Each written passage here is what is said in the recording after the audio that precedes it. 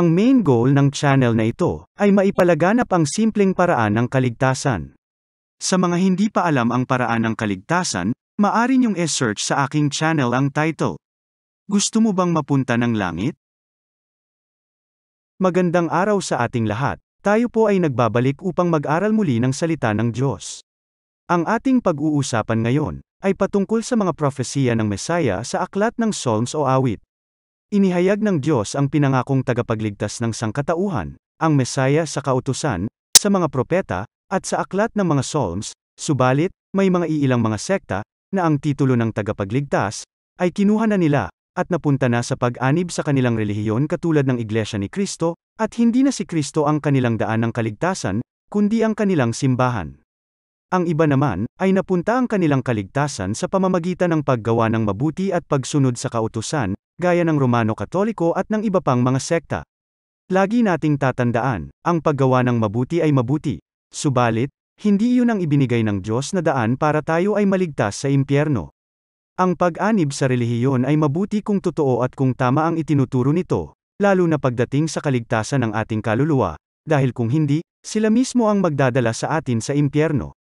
Lagi nating tandaan, ang nag-iisang daan ng kaligtasan, ay ibinigay lamang ng Diyos Ama sa kanyang bugtong na anak, kapag ang itinuturo sa inyo ng inyong relihiyon ay pag-anib sa relihiyon at paggawa ng mabuti, pagsunod sa kautusan ang kanilang daan ng kaligtasan, yan ay kapahamakan. Ang tanging daan ay sa pananampalataya lamang sa kanyang bugtong na anak, gaya ng ginawa ng kriminal na kasama ni Kristo sa krus, siya ay walang nagawang mabuti, hindi rin siya umanib sa relihiyon, at hindi rin siya sumunod sa kautusan, kundi siya ay nanampalataya sa Mesaya, na siya ay kayang iligtas ni Kristo sa walang hanggang kamatayan. Dahil sa kanyang pananampalataya, siya ay sinama ni Kristo sa paraiso. Kung gusto mong mas maunawaan pa na ang mabuting gawa, pag-anib sa relihiyon at pagsunod sa kautusan ay hindi ang paraan ng kaligtasan, ay panoorin mo ang aking video ang title, Gusto mo bang mapunta ng langit?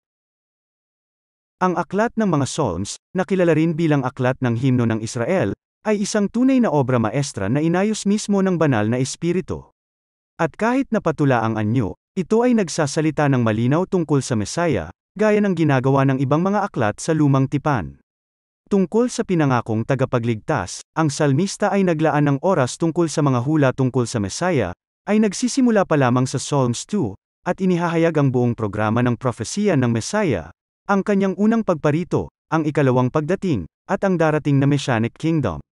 Halimbawa nito ay ang Psalms 16 at Psalms 22, na parehong nagtuturo, na ang Mesaya ay mamamatay at muling mabubuhay.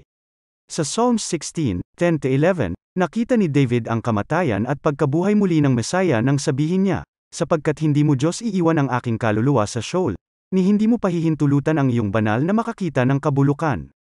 Ituturo mo sa akin ang landas ng buhay. Maliwanag, upang ang kaluluwa ng isang tao ay hindi maiwan sa Sheol ang lugar ng mga patay, kailangan muna itong pumunta doon sa pamamagitan ng kamatayan.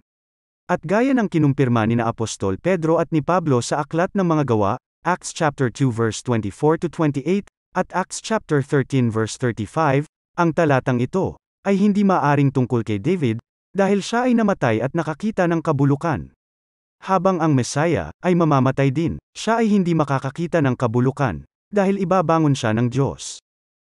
Gayun din, ang Psalms 22, ay nagtuturo din ng kamatayan at muling pagkabuhay ni Kristo. Sa katunayan, nagbibigay ito ng napakalaking detalye hinggil sa mga kakilakilabot na pagdurusa na kahaharapin ng Mesaya na tinawag itong patulang version ng Isaiah 53. At ang ikalawang bahagi ng Psalms, ay nagbubunyi sa Mesaya at nagsasalita tungkol sa hinaharap na pagtatatag ng kanyang kaharian.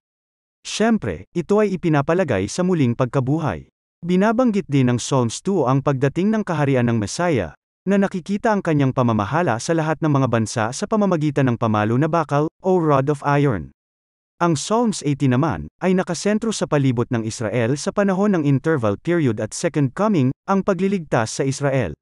Marahil ang iba ay nagtatanong, sino nga ba ang Mesaya na ito? Kapansin-pansin, mayroon lamang isang tao sa buong kasaysayan ng tao kung kanino ang lahat ng mga detalyeng ito ay maaaring iugnay.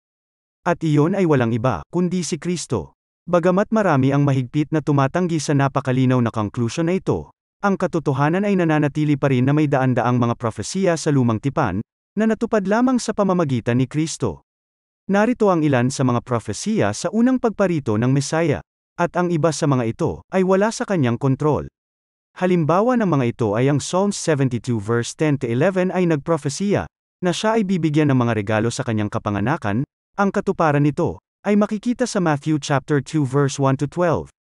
Ang Psalms 41 verse 9 ay nagsabi na siya ay ipagkakanulo ng isang kaibigan na kakain na kasama niya. Ang katuparan nito ay makikita sa Matthew chapter 26 verse 20-25, 47-49, Mark chapter 14 verse 18-20, 43-46, Luke chapter 22 verse 21-23, 47-48, John chapter 13 verse 18-30, at chapter 18 verse 1-5.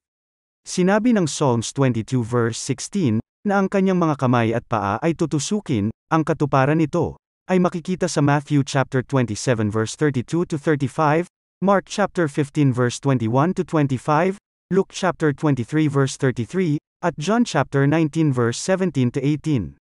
Inihula naman ng Psalms 22:18, na ang kanyang kasuotan ay hahatiin ng mga mang-uusig sa kanya, at sila ay magpapalabunutan para sa kanyang damit.